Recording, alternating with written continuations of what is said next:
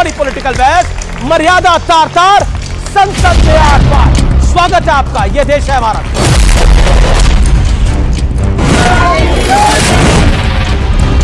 सच जरा सा घटे या बढ़े तो सच सच न रहे, मगर झूठ की तो कोई इंतहा नहीं। मैं वही तो नाम इतना बार लिए हैं कि भगवान भी आपको मिल जाते हैं। मैं वही तो बात कर रहा हूं। भगवान के खिलाफ लड़ने वाला कौन होता है? शैतान होता है कि नहीं? तो कौन लड़ा था बाबा साहब के खिलाफ चुनाव? कॉमेडी की तो रिकॉर्डिंग की थी, ट्रेजेडी की रिकॉर्डिंग की ही नहीं। क्या दूसरा रूट अवेलेबल नहीं है? भाजपा तय करेगी कि लोकसभा का चुना हुआ नुमाइंदा कौन से रास्ते से अंदर जाएगा। आप लोग प्रदर्शन करते हैं, क्या बीजेपी के सांसद अपना रूट बदल के नहीं जाते? बोलिए हाँ या ना। देखिए, मैंने कई बार देखा। आप देख रहे हैं ये देश है हमारा, अमीश देवगन के साथ।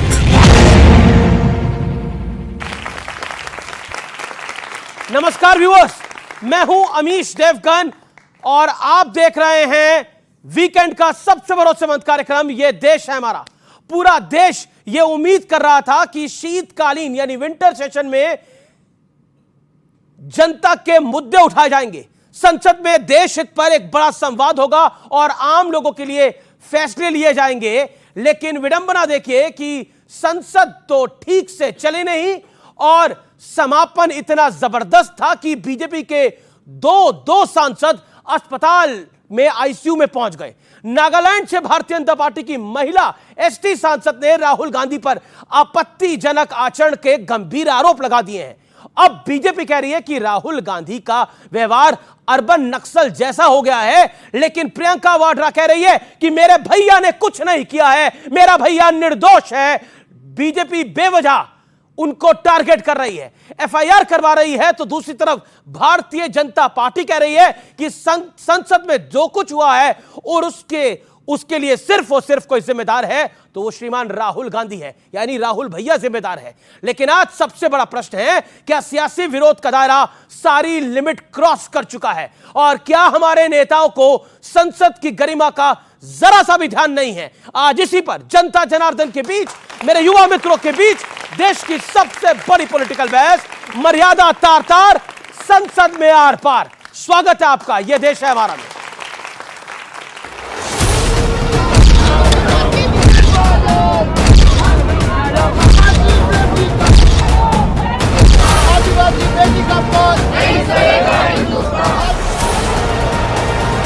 संसद का शीतकालीन सत्र तो बीत गया, लेकिन सत्र खत्म होने के ठीक पहले जो घटना घटी उसे हमेशा याद किया जाएगा। आरोप लगा कि राहुल गांधी के धक्के से दो सांसदों को इतनी गंभीर चोट लगी कि उन्हें अस्पताल के आईसीयू में भर्ती कराना पड़ा। क्या राहुल, क्या शर्म नहीं आती है? क्या शर्म नहीं आती है? गुंडागर्दी करते हो, बूढ़े को गिरा दिया जाता है। इतना कौन गुंडागर्दी करते हो? 13 दिसंबर को पाकिस्तान ने हमारे संसद पर हमला किया था। 19 दिसंबर को गांधी परिवार ने 2024 में उन चीजों को दोहराया। अहंकार की पराकाष्ठा जो उनका रवैया था वो बड़ा दुर्भाग्यपूर्ण था। क्या संस्कार है, क्या सोच है, उन्होंने एक तरह से हुड़दंग मचाया है। भारतीय जनता पार्टी को जो फेस ऑफ हुआ है उसके लिए माफी मांगनी चाहिए, क्योंकि इसके लिए केवल भारतीय जनता पार्टी की सरकार और भारतीय जनता पार्टी के मेंबर ऑफ पार्लियामेंट जिम्मेदार हैं। लेकिन मामला इतने तक में खत्म नहीं हुआ, क्योंकि इसके बाद राहुल गांधी पर जो आरोप लगा वो गंभीर है। नागालैंड के एसटी समुदाय से आने वाली बीजेपी सांसद फेंगनॉन एस कोयांग ने आरोप लगाया कि राहुल गांधी ने उनके साथ अमर्यादित व्यवहार किया। Leader of opposition of the Lok Sabha, Shri Rahul Gandhi ji, came in very close proximity of me, and I really feel uncomfortable. And he started shouting at me. हमारी नागालैंड की बहन ऑनरेबल सांसद कोन्याक जी के साथ जो शर्मसार करने वाला रवैया अपनाया है, उसके लिए उनको माफी मांगनी चाहिए।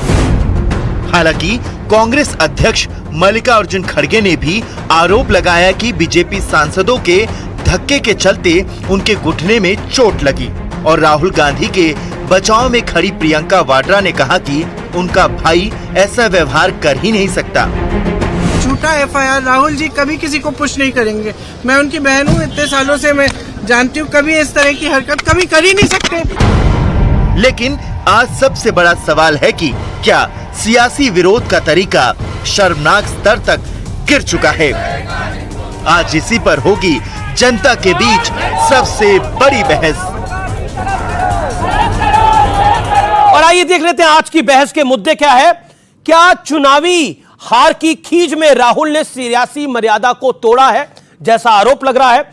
सांसद फनॉन कोनियाक पर विपक्ष की चुप्पी क्या एक डबल स्टैंडर्ड का सबूत है, जो कि नागालैंड से मेंबर ऑफ पार्लियामेंट है। क्या राहुल पर लगे आरोप ने विपक्षी गठबंधन को एक बार फिर से एकजुट कर दिया है, यह एक बड़ा प्रश्न है। और इस सत्र में विपक्ष को क्या हर मुद्दे पर सरकार से जोरदार जवाब मिला है, क्योंकि हमने देखा अदानी के जवाब में सोरोस आए और जब अंबेडकर की बात हुई तो फिर धक्का मुक्की आ गई बीच के अंदर। तो आज इन्हीं तमाम सवालों पर हमारे साथ कई सांसद जुड़ेंगे। हमारे साथ सांसदों का एक बड़ा पैनल है। Doctor Sudhanshu Trivedi member of parliament है राज्यसभा के और जाने माने प्रवक्ता भी हैं। मलविंदर सिंह कांग सांसद हैं आम आदमी पार्टी के, जोरदार तालियों से उनका अभिनंदन है। महुआ माझी हैं सांसद 6 की, जोरदार तालियों से उनका अभिनंदन है। तो शुरुआत कर लेते हैं आपसे डॉक्टर सुधांशु त्रिवेदी। कांग्रेस और समूचा विपक्ष कह रहा है कि अंबेडकर पर आप फंस गए थे, इसलिए ये डाइवर्ज टैक्टिक्स बीजेपी ने अपनाई है। देखिए, पहली बात तो ये कि भारत 75 वर्ष अपने संविधान निर्माण के पूरे करने जा रहा है। हमने 26 नवंबर को पूर्ण किए। ये एक ऐतिहासिक क्षण था। अब इस पे जो अपेक्षा थी कि ऐतिहासिक गरिमापूर्ण आचरण और गरिमापूर्ण डिबेट होगी, परंतु अफसोस समस्या क्या आ गई है कि 2024 के चुनाव के बाद ये तथाकथित इंडी गठबंधन में एक प्रतिस्पर्धा हो गई है दलों में। सबको लगता है कि अब कौन मौका पाके दूसरे से बड़ा अपने को साबित कर दे। पहले राहुल गांधी जी ने ऐसा शो किया कि जैसे अब वही सब कुछ हो गए हैं 99 सीटें पाने के बाद, कि जमीन से आसमां तक मैं हूं, दूसरा कोई नहीं। फिर देखिए क्या हुआ कि जैसे ही हरियाणा में कांग्रेस की हार हुई तो अखिलेश जी ने तुरंत सीटें घोषित कर दी उत्तर प्रदेश में, और एक भी सीट नहीं दी। अब महाराष्ट्र में उनकी हार हुई तो यह विषय उठने लगा कि इंडी गठबंधन का नेता कौन होना चाहिए। वही सदन के पटल पर दिखने लगा। मैं आपको बताना चाहता हूं कि नियम 267 के जितने भी नोटिसेज आए, किन्हीं भी दो दलों ने एक चीज के लिए नोटिस दिया ही नहीं, एक मुद्दे के लिए। इसका मतलब इंडी गठबंधन के सारे दल आपस में बटे हुए थे।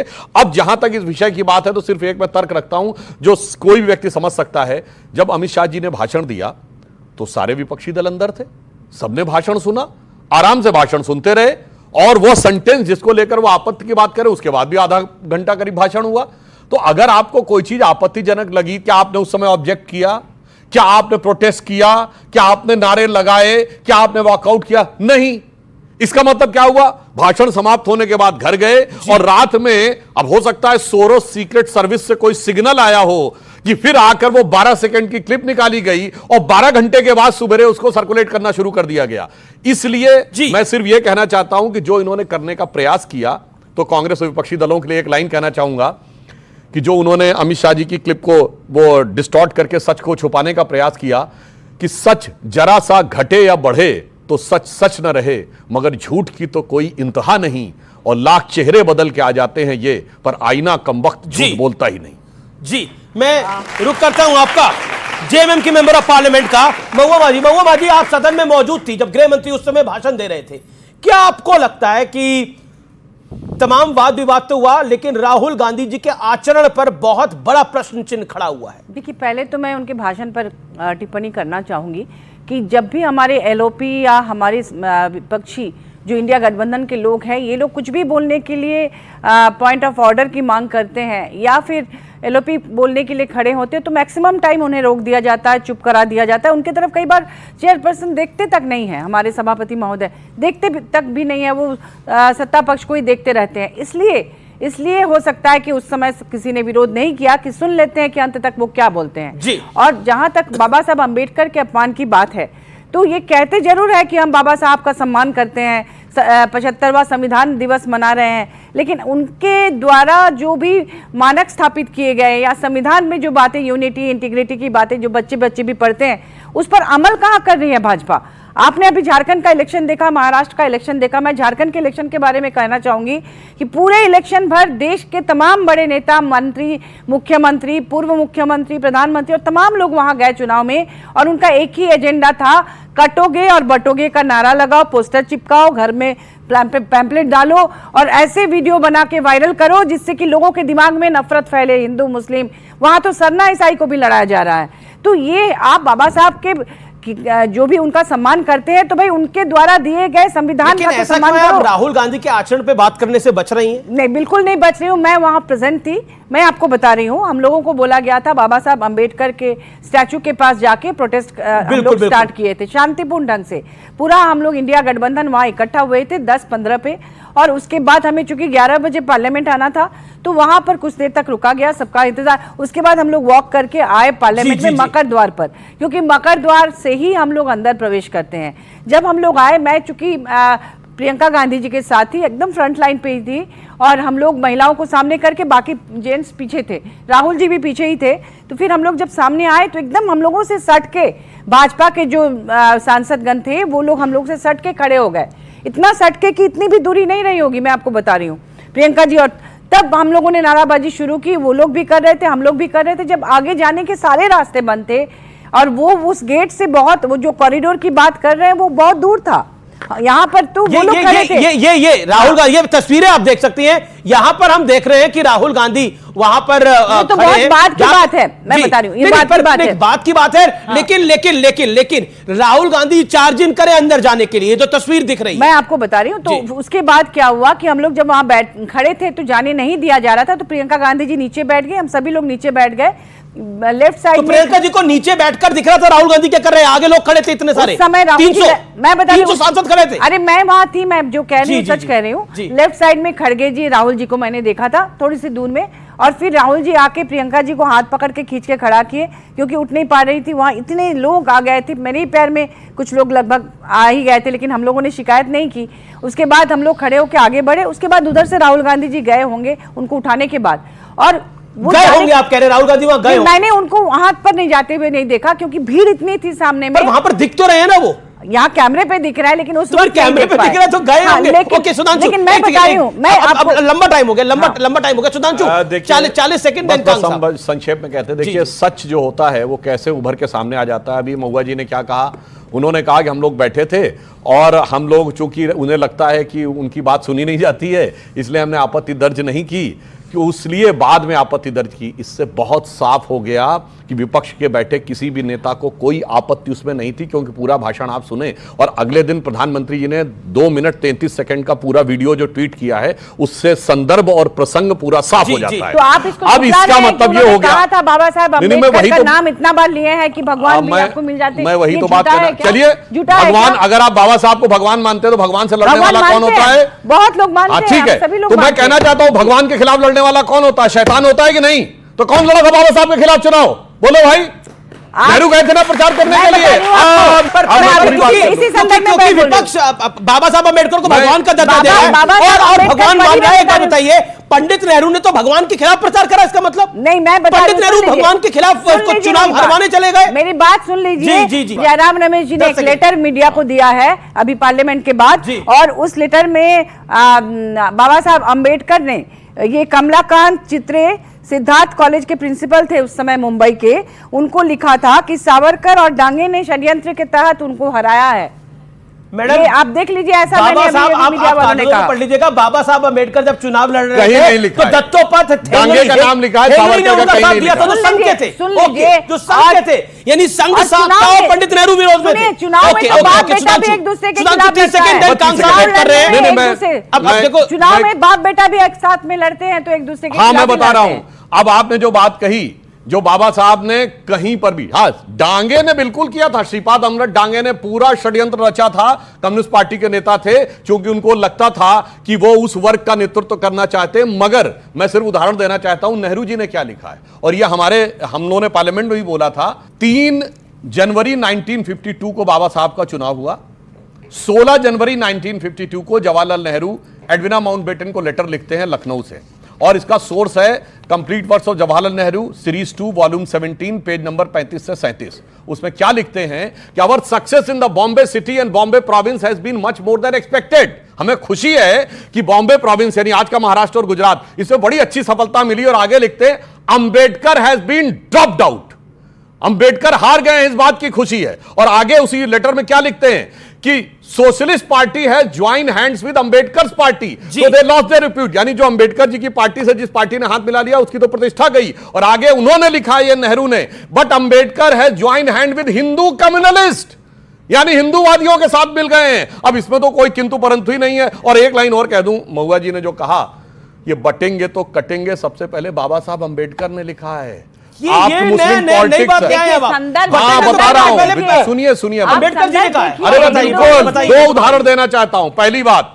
बाबा साहब अंबेडकर ने अपनी किताब Muslim politics and the partition of India में, आप उसका हिंदी अनुवाद में जाके देखिएगा, 100 से 105 के बीच में कहा है कि इस्लाम के लिए, पूरी बात सुनिए ना, पूरी बात सुनिए ना, बहुत साफ। उन्होंने ये कहा कि मुस्लिम समाज के लिए भाईचारा एक बंद कंपार्टमेंट है जहां सिर्फ अंदर वालों के लिए प्रेम है, बाहर वालों के लिए हिकारत है। फिर सुनिए आगे उन्होंने क्या कहा कि जो दलित समाज के लोग हैं जो पूर्वी और पश्चिमी पाकिस्तान और हैदराबाद रियासत में हैं, वो जहां से संभव हो भारत में आ जाएं, अन्यथा उनको कन्वर्ट किया जाएगा अपनी संख्या बढ़ाने के लिए। और सुनिए, इतना नहीं, बाबा साहब ने एक और बात कही, उन्होंने कहा टोटल ट्रांसफर ऑफ पावर होना चाहिए। और इसका एक मिनट, उन्होंने इसका उदाहरण दिया कि 1923 में ग्रीस और टर्की के बीच में इसी ढंग से हुआ था डिवीजन। ग्रीस से सारी मुस्लिम पॉपुलेशन टर्की चली गई, टर्की की सारी क्रिश्चियन पॉपुलेशन ग्रीस आ गई। ये बाबा साहब ने लिखा है। समस्या क्या है, बगैर बाबा साहब को पढ़े हुए सब लोग आकर, राहुल गांधी का संविधान अंदर से खाली है, यहां लगता है लोगों ने कभी बाबा साहब को नहीं पढ़ा।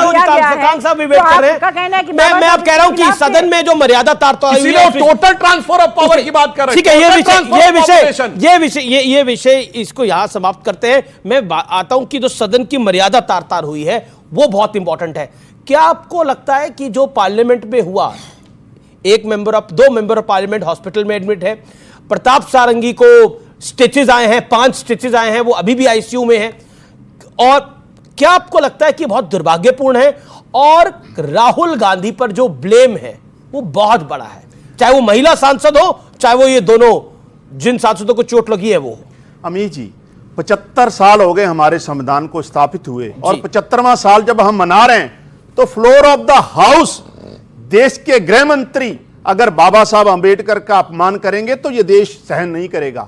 बाबा साहब का अपमान देश सहन नहीं करेगा। और कितना दुर्भाग्यपूर्ण है, एक तरफ तो हम संविधान पे चर्चा कर रहे हैं और संविधान के निर्माता, और मैं निर्माता ही नहीं कहूंगा, यहां चल रही थी बात भगवान की। बाबा साहब अंबेडकर संविधान के भगवान हैं, गरीबों के भगवान हैं, दलितों के भगवान हैं, माइनॉरिटीज के भगवान हैं कि उन्होंने हमको हक दिए।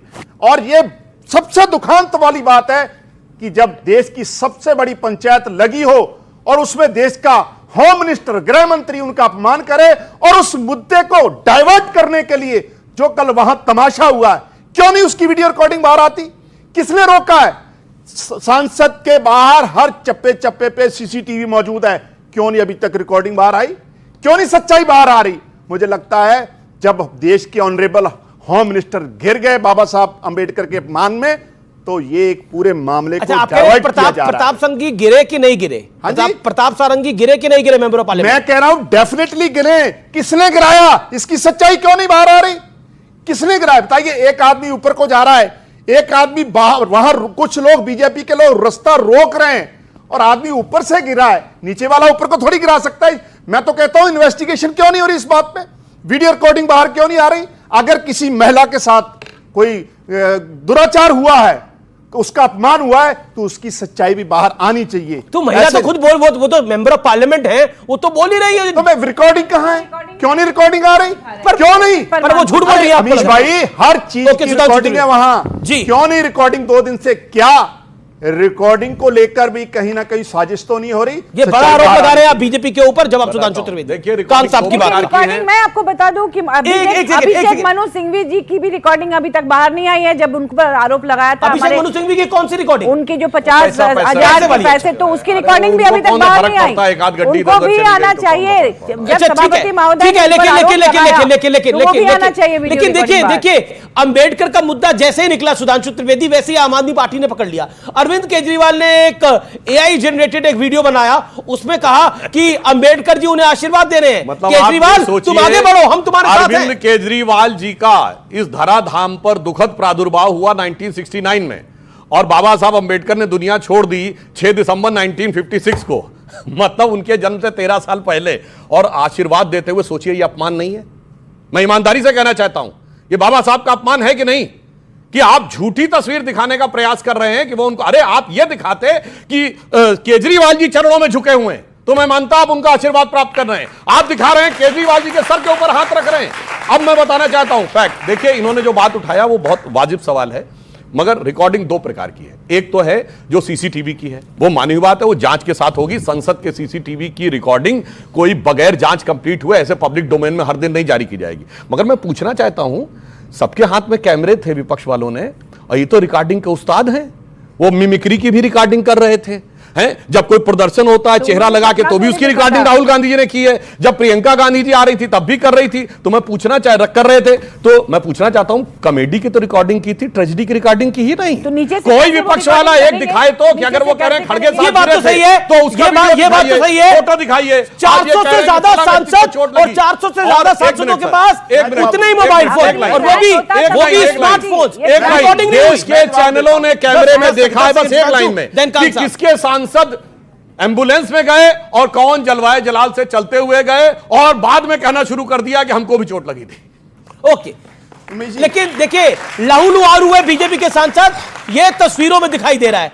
अब बताइए ये केजरीवाल जी को कैसे आशीर्वाद देने के लिए अंबेडकर जी पहुंच गए? सुनिए जी, संविधान पे चर्चा हो तो जिक्र बाबा साहब का होगा, 1000 बार होगा। मैं सुधांशु को करेक्ट कर दूं, आम आदमी पार्टी, आपके दर्शकों के लिए, आम आदमी पार्टी और अरविंद केजरीवाल देश के इकलौते ऐसे नेता हैं जिन्होंने मुख्यमंत्री बनने के बाद सबसे पहले इंश्योर किया हर सरकारी दफ्तर में बाबा साहब की और शहीद आजम भगत सिंह की फोटो होगी। आज दिल्ली चले जाइए, आज पंजाब चले जाइए, आप हर सरकारी ऑफिस में सिर्फ और सिर्फ बाबा साहब की और भगत सिंह की फोटो मिल गई। क्यों हम दिल से सत्कार करते हैं, गांधी जी का हटा दी ना। सुनिए सुधांशु जी, मैं आपके बीच में नहीं बोला, काइंडली, आप मेरे बड़े सत्कारित हैं, मैं बीच में नहीं बोला।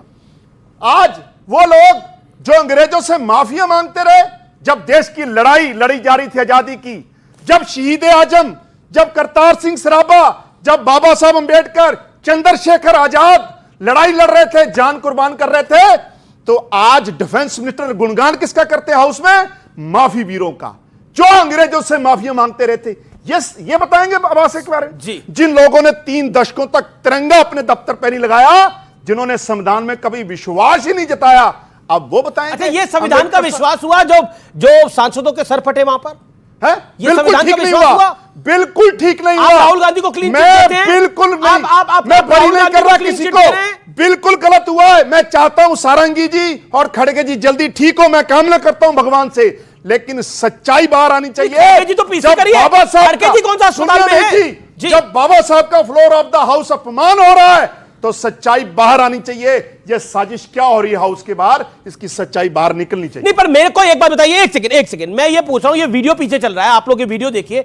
जब यहां पर बीजेपी के सांसद, एनडीए के सांसद खड़े हैं, तो राहुल गांधी इसी रूट से क्यों जाना चाहते थे? क्योंकि वहां पर जो मेरी जानकारी है दूसरा रूट भी अवेलेबल था। मैं जवाब देता जी कांग साहब, 10 सेकंड इसके ऊपर, देन सुधांशु जी। पिछले टेन्योर 19 से 24 तक मोदी जी प्रधानमंत्री आदरणीय हमारे लिए, 150 सांसदों को इन्होंने घर बैठा दिए सस्पेंड करके। ये डेमोक्रेसी है?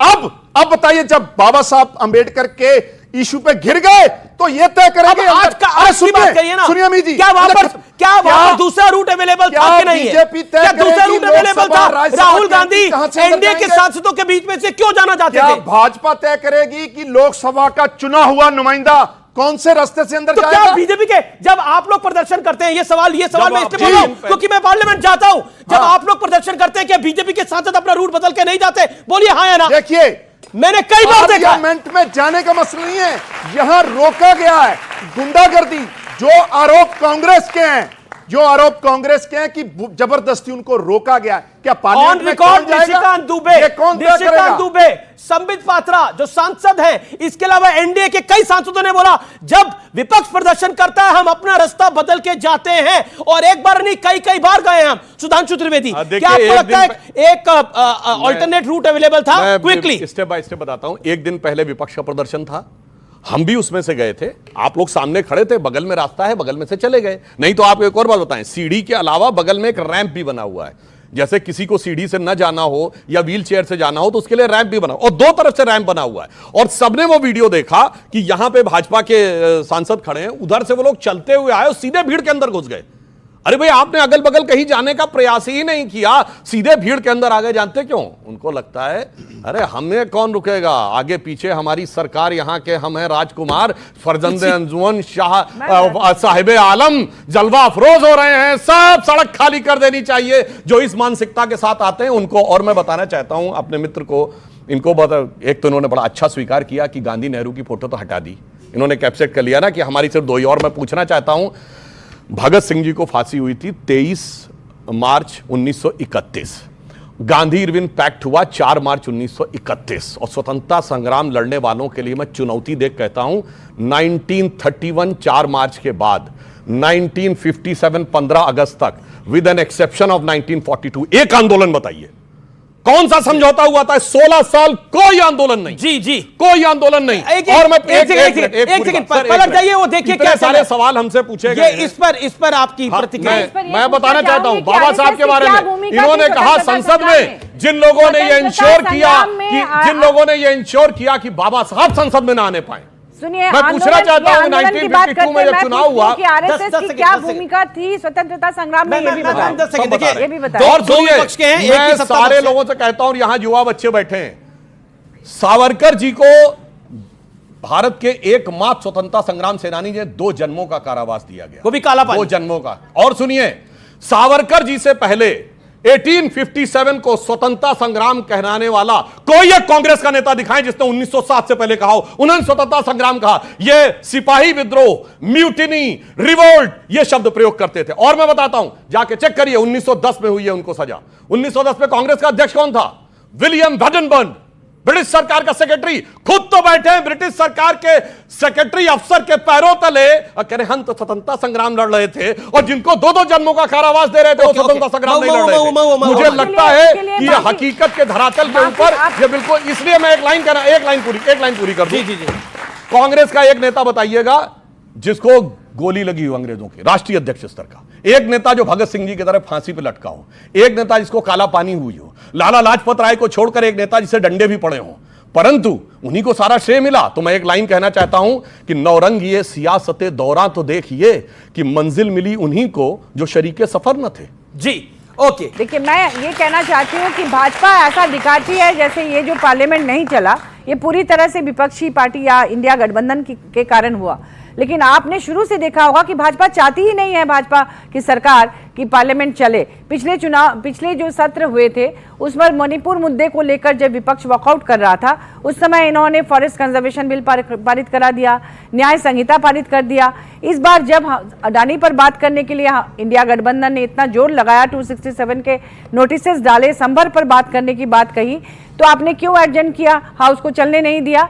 आप निश्चित रूप से अरुण जेटली जी ने क्या कहा था, उन्होंने तो एक तरह से डिसरप्शन को सैद्धांतिक जामा ही पहना दिया था। बिल्कुल। उन्होंने कहा था कि संसद को न चलने देना भी कई बार डेमोक्रेसी के लिए जरूरी है, और शायद इसी के कारण आप लोग भी यही कर रहे हैं, संसद को चलने नहीं दे रहे हैं, जबकि कहा जाता है कि सत्ता पक्ष चलने देना चाहती है, लेकिन आप लोग चलने नहीं देना चाहते हैं। और कल का जो कुछ भी हुआ वो उसी का एक नमूना है। जी, उसी का आप कह रही हैं एक नमूना है। अरुण जेटली जी को, स्वर्गीय अरुण जेटली जो कि फॉर्मर फाइनेंस मिनिस्टर हैं देश के, उनको कोट करा।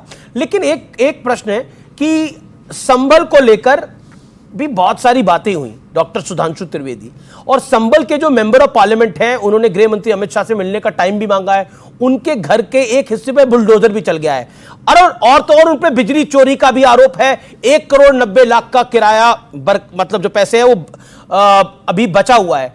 क्या आपको लगता है आप टारगेटिंग कर रहे हैं जो आरोप लग रहे हैं? देखिए वो भी जवाब देता हूं, जैसा और जो हमारे दोनों जी। साथियों ने कहा, सम्मानित सांसदों ने, उनका भी जवाब देता हूं। देखिए डिसरप्शन के बारे में जेटली जी ने बिल्कुल कहा था, मगर कभी हमारे किसी नेता को आपने टेबल के ऊपर चढ़े हुए किताब फेंकते हुए देखा? और जब डिसरप्शन हमने किया और वो नहीं माने, हम हर मुद्दे पे कोर्ट गए और कोर्ट ने स्टे दिया। ये बताइए ये लोग कितने मुद्दों पे कोर्ट गए? ये होता शुद्ध बवाल करना। अब दूसरा, मैं अपने सम्मानित मित्र से कहना चाहता हूं, बाबा साहब के प्रति यदि इतनी आस्था है तो बाबा साहब हिंदू सिख में अलग नहीं करते थे। जाके चेक कर लीजिए, जब बाबा साहब के जमाने में डेफिनेशन आई है तो हिंदू मैरिज एक्ट से सब गवर्न होते थे। सिख भी हिंदू मैरिज एक्ट से 2013 तक गवर्न हुए हैं। बाबा साहब ने हिंदू, सिख, जैन, बौद्ध को एक कैटेगरी में माना है। यदि ईमानदारी से आस्था, ठीक है, आज आपकी राजनीति को सूट करता हूं। मैंने पुनः कहा 2013 में सिखों का सेपरेट एक्ट आया है, आनंद मैरिज एक्ट, जिससे प्रोविजन एग्जैक्टली वही है। 2013 तक बाबा साहब ने हिंदू मैरिज एक्ट से ही हिंदू, सिख, जैन, बौद्ध सबको कनेक्ट किया था। अब मैं बात करना चाहता हूं जो आपने कहा बर्क साहब की बात। देखिए संभल में एक बड़ी मजेदार बात है। क्या बात है?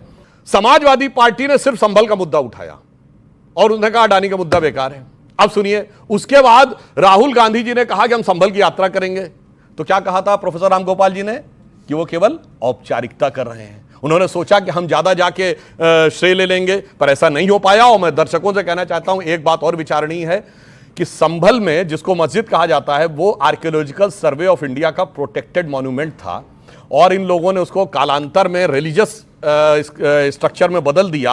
और आप सोचिए इस देश का कानून में कैसा हालात बनाया कि आर्कियोलॉजिकल सर्वे ऑफ इंडिया, जो भारत सरकार की संस्था है, वो अपने प्रोटेक्टेड मॉन्यूमेंट में अंदर नहीं जा सकती। जी मोहन भागवत जी का जो स्टेटमेंट आया उसको निश्चित रूप से आप लोगों ने सुना होगा। उन्होंने कहा है कि मंदिरों को लेकर हिंदू नेता बनने की कोशिश आप मत करो।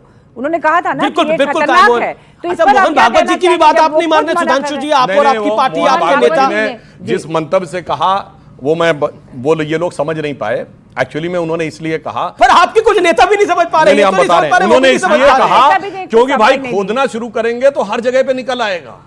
प्रॉब्लम, समस्या ये है, और ये मैं हवा में नहीं बोल रहा हूं, मौलाना अली मियां लोगों को लड़ाने की। हाँ, मैं बता रहा हूं आपको, 21वीं सदी की बात करते हैं और 16वीं शताब्दी के नियम वक्फ बोर्ड में इंक्लूड कर रखे हैं।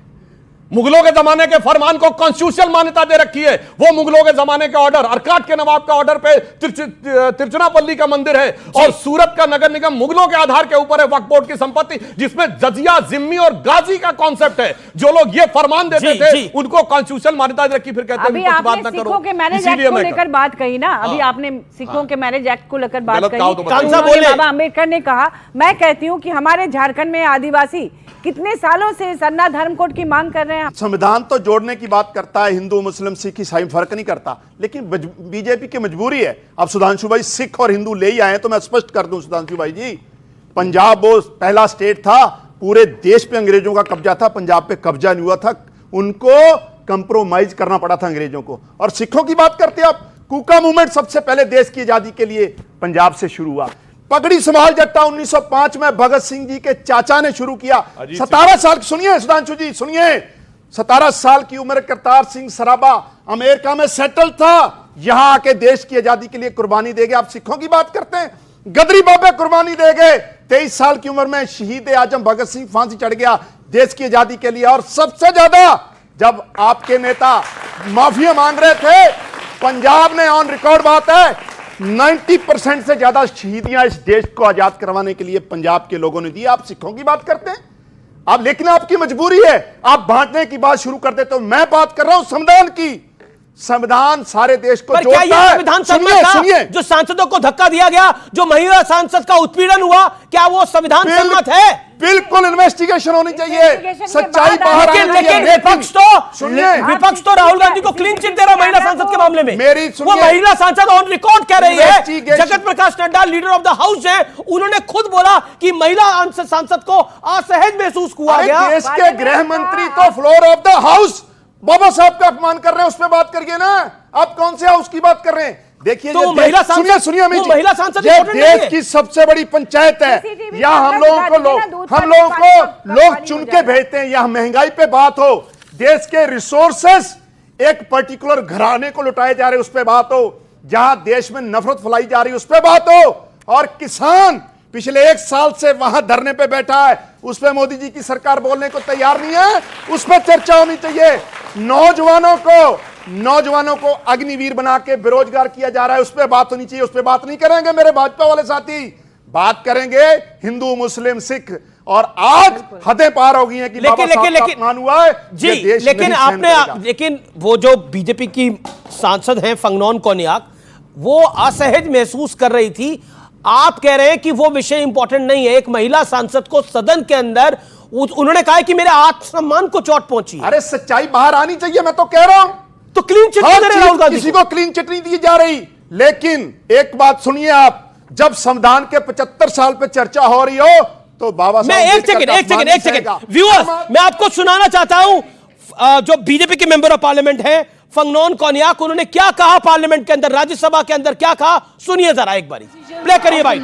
Leader of opposition of the Lok Sabha, Shri Rahul Gandhi ji, came in very close proximity of me, and I really feel uncomfortable. And he started shouting at me. ये आप सबने bite सुनी। यहाँ पर काफी सारी लड़कियां बैठी हैं। मैं चाहता हूं आप अपनी प्रतिक्रिया दें। आप क्या इस विषय पर कहना चाहती हैं? ये पार्लियामेंट हाउस में हुआ है। अब अपना हाथ खड़ा करिए, अपनी राय रखिए। सर, अगर कोई member of parliament he safe नहीं है, हाउ कैन वी एक्सपेक्ट कि देश की लड़कियां सेफ होंगी? और आप ये कह रहे हैं कि वो एक इम्पॉर्टेंट विषय नहीं है। अगर लड़कियों का सेल्फ रिस्पेक्ट कोई इम्पोर्टेंट विषय नहीं है, सो हाउ कैन यू से कि लड़कियां सेफ होने वाली हैं? क्या आपको लगता है कांग्रेस भी महत्वपूर्ण विषय नहीं है? क्यों नहीं है? मैंने कब कहा क्यों नहीं है? क्या इस बात की सच्चाई बाहर नहीं आनी चाहिए? बिल्कुल आनी चाहिए। क्या हुआ वहां? कैमरे की रिकॉर्डिंग बाहर नहीं आनी चाहिए? क्या हुआ वहां? सारंगी को चोट लगी तो कहां, कैसे लगी, इसकी सच्चाई बाहर नहीं आनी चाहिए? लेकिन बाहर यह भी आना चाहिए कि बाबा साहब अंबेडकर के गृह मंत्री, देश के गृह मंत्री उनका अपमान करेंगे। ये भी आज सारे देश में लोगों में रोष। सुधांशु त्रिवेदी, देखिए, ये लोग अपमान की बात करते हैं, तथ्य कुछ नहीं बता पा रहे हैं। और ये पार्टी अगर ये कहे, जिसने अपनी महिला सांसद को मुख्यमंत्री आवास के अंदर पिटाई की, और जब कहा गया सीसीटीवी तो सीसीटीवी गायब था।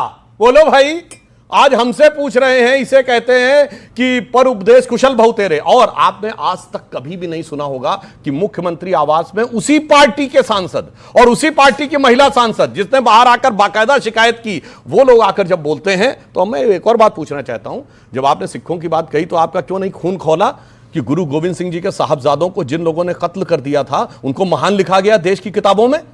अगर वीर बाल दिवस मनाया तो मोदी जी ने आके मनाया। गुरु तेग बहादुर जी के साथ ये करने वालों के लिए क्या लिखा गया? उनको महान लिखा गया। उनके नाम पे दिल्ली में सड़कें हैं, शाहजहां और जहांगीर और औरंगजेब के नाम के ऊपर। तब आपका खून नहीं खोला। इसीलिए मैं बताना चाहता हूं वास्तविकता क्या है। इन्होंने कहा, आपको सही बात पता होना चाहिए, शहीद भगत सिंह जी के बड़े भाई थे अजीत सिंह, जिन्होंने बहुत बड़ा किसान आंदोलन चलाया था, जिसमें वो फेमस वो गाना है ना, पगड़ी संभाल जट्टा। सोचिए, अभी जब किसान आंदोलन हुआ तो कहा गया यह भारत के इतिहास का सबसे बड़ा किसान आंदोलन है। तो यानी अजीत सिंह जी का वो किसान आंदोलन सरदार अजीत सिंह जी का छोटा था। सरदार ऑफ बारडोली सत्याग्रह जो वल्लभ भाई पटेल का था वो छोटा था। चंपारण सत्याग्रह महात्मा गांधी का छोटा था। तब आपके मन में वो जागना चाहिए था कि अपमान। और एक और बात, महंगाई की बात करते हैं, बताओ भाई 267 का एक दिखाइए इस सत्र के दौरान नोटिस महंगाई के ऊपर। ठीक है, ओके, एक नोटिस मांगिए, वो सबसे पहले आप क्या 267 का नोटिस, क्योंकि महंगाई की बात दिया गया। एक बात पूरी कर लूं सर, एक बात पूरी, आज भी दिया, एक लाइन पूरी कर लूं।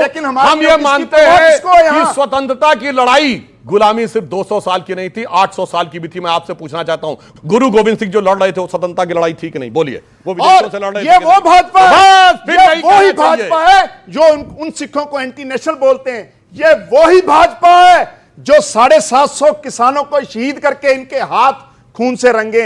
ये वही भाजपा है जब अन्नदाता संघर्ष कर रहा था तो 1.5 साल तक भाजपा के तमाम मंत्री नेता मैं एक बात कहना चाहूंगा, जिनको किसान कहते हैं सब चुनाव लड़े थे कि नहीं? सबसे बड़ा नेता पंजाब का चुनाव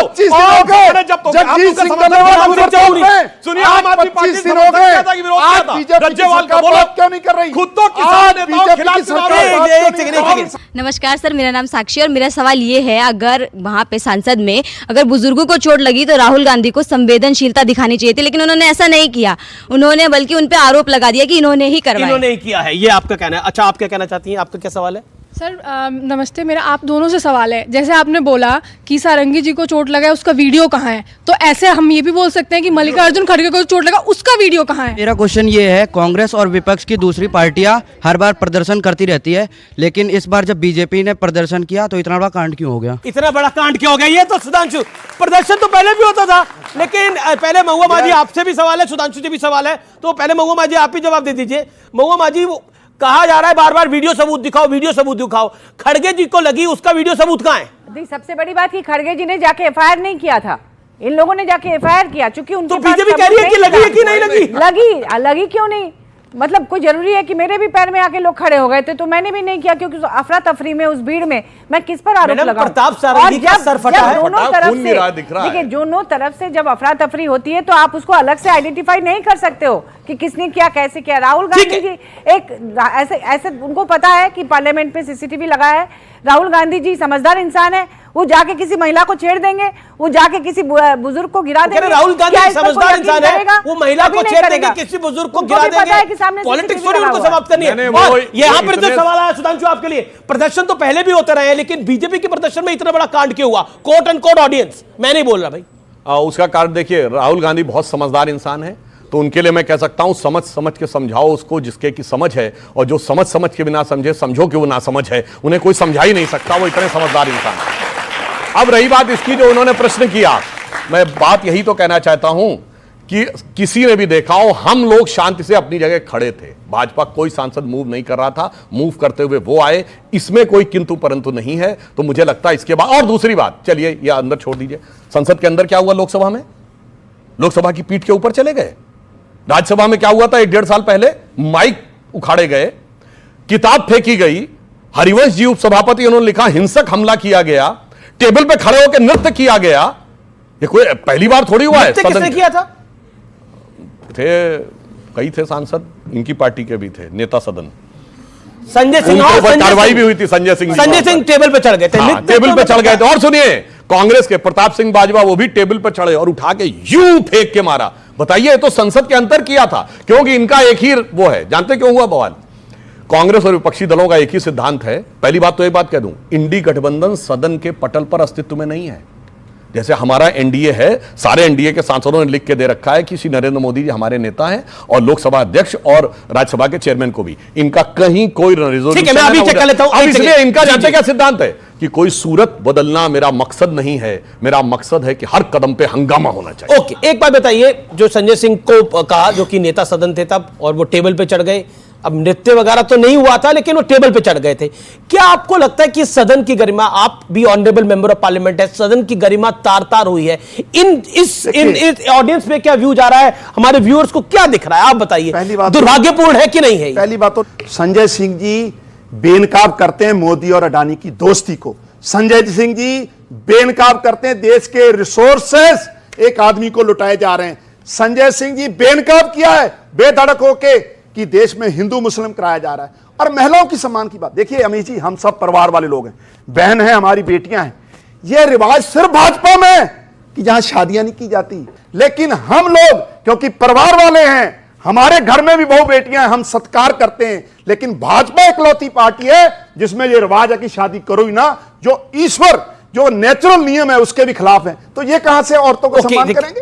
ये सामने ही है, सबके सामने ही है क्या क्या हो रहा है। कहां कभी कुछ संगठन मंत्री की वीडियो आ जाती है, कभी किसी संगठन मंत्री की वीडियो आ जाती है जिन्होंने कभी शादी नहीं की। ये कल्चर इनके यहां है, हमारे यहां नहीं है ये कल्चर। और जो लास्ट, जो विपक्ष वाला आदमी वहां बात करता है, उस पर पर्चा दर्ज कर दो, उसको जेल में फेंक दो। ये भाजपा आज देश की एजेंसियों का मिसयूज अगर कर रहा है तो प्रधानमंत्री जी और भाजपा कर रही है। और सत्ता को जो ललकारता है, चाहे संजय सिंह जी हो, चाहे अरविंद केजरीवाल जी हो, उनके खिलाफ झूठे पर्चे बनाना इनका काम है। जी जी, डेमोक्रेसी। जबकि अरविंद केजरीवाल जी पे तो कोर्ट में कोई भी उनको राहत नहीं मिली है। ये तो वो पार्टी है जिसमें कौन सी ऐसी चीज है जिसमें इनके नेता जेल नहीं गए हैं। मतलब आप समझिए, दवाइयों का मामला हो, बिजली का मामला हो, दारू का मामला हो, एक पौवा के बदले दूसरा पौवा देने का मामला हो, शिक्षा का मामला हो। और सुनिए, अभी एक वो गए जिसमें एक गैंगस्टर से बात कर रहे थे, फर्जी डिग्री में एक तोमर साहब जा चुके हैं, और इनके एक विधायक है जिनकी वाइफ ने आरोप लगाया था कि वो कुत्ते से कटवाते थे अपनी वाइफ को। मुझे लगता है इतने प्रकार के इन पे आरोप लग चुके हैं। और इनकी संस्कृति क्या मजेदार है, जब से इनकी सरकार आई, हत्याओं का क्या सिलसिला शुरू हुआ है पंजाब में। सिद्धू मूसेवाला की हत्या से लेके अभी सुखबीर सिंह बादल जी के ऊपर पवित्र स्वर्ण मंदिर के गेट के ऊपर गोली चल गई। और इतना ही नहीं, जो 80 के दशक में नहीं हुआ पंजाब में कि पुलिस ने के एक ऑफिस पे हमला करके भीड़ ने छुड़वा लिया। और मैं कहना चाहता हूं, वो पार्टी है जो कहती थी हम सिक्योरिटी नहीं लेंगे, हम बंगला नहीं लेंगे, आज भगवंत सिंह मान जी का जो लश्कर जर्रार है वो कैप्टन अमरिंदर सिंह से 2 गुना बड़ा है। मैं ये नहीं कहता पंजाब के सीएम को सिक्योरिटी की जरूरत है, ये बचकानी और शातिराना बात थी केजरीवाल जी की, वो भी जज सिक्योरिटी लेके चल रहे हैं आज की डेट में। मगर मैं पूछना चाहता हूं, अगर कैप्टन अमरिंदर सिंह से डबल काफिला लेके चल रहे हैं तो खतरा बढ़ गया है या अंदर की परिस्थिति खराब हो गई? जी, अंदर की परिस्थिति खराब हो गई है। जवाब क्या आपको लगता है सदन के अंदर गरिमा तार तार हुई? कांग साहब, देखिए, सदन हाँ या ना? नहीं, देखिए, ऐसा हाँ या ना में नहीं होता कुछ। फिर सदन को चलाने की जिम्मेवारी सत्तारूढ़ की रहती है, बिल्कुल होती है, लेकिन और क्या गरिमा तार तार हुई कि नहीं हुई? जब सत्ता अहंकार में होगी, जब सत्ता अहंकार में होगी, सत्ता के नशे में होगी, तो लोकतंत्र। लेकिन गरिमा तार तार हुई या नहीं हुई? महुआ माजी, सत्ता पक्ष को वहां पर धरना देने की क्या जरूरत थी? सत्ता पक्ष का काम होता है सदन को चलाना, और वो खुद जाके वहां धरना दे रही थी और बिना सबूत के ऐसे ही आरोप लगा देना। मैं तो कहूंगी अविलंब वो सीसीटीवी कैमरे में क्या है उसे सामने लाया जाए। जिस तरह से अभिषेक मनु सिंघवी जी का अभी तक सीसीटीवी नहीं सार्वजनिक किया गया, लेकिन इसको करना चाहिए।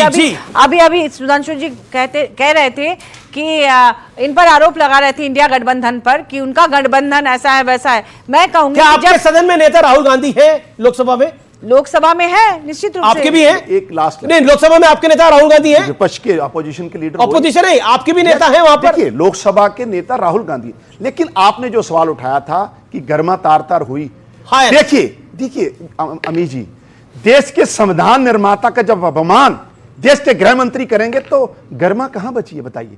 बाबा साहब अम्बेडकर का अपमान और फ्लोर ऑफ द हाउस देश के गृह मंत्री करेंगे तो गर्मा कहां बची है? शुक्रिया। समय यहाँ पर इजाजत देता है। आप सबका भी बहुत बहुत धन्यवाद, आप इस बड़े कार्यक्रम में आए, आपका भी बहुत बहुत शुक्रिया। तो फिलहाल आज के इस बेहद खास एडिशन में इतना ही, जिसमें सांसदों का पैनल था। उम्मीद है आज का कार्यक्रम आपको पसंद आया होगा, लेकिन मर्यादा जरूर तार तार हुई है सदन के अंदर, और इसका अफसोस इस देश के लोकतंत्र को है। नमस्कार, देखते रहिए News 18।